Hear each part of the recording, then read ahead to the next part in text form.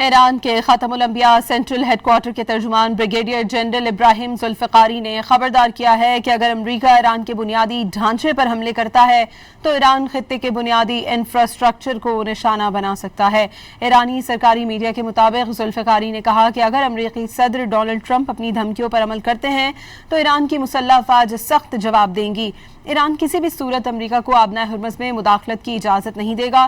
ایرانی جنرل کا کہنا تھا کہ آبنائے ہرمز ایران کی ناقابل عبور ریڈ لائن ہے اور کوئی ملک اس معاملے میں مداخلت نہیں کر سکتا۔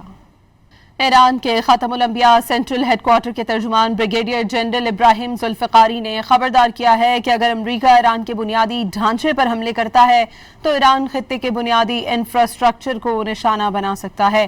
ایرانی سرکاری میڈیا کے مطابق ذوالفقاری نے کہا کہ اگر امریکی صدر ڈونلڈ ٹرمپ اپنی دھمکیوں پر عمل کرتے ہیں تو ایران کی مسلح افواج سخت جواب دیں گی۔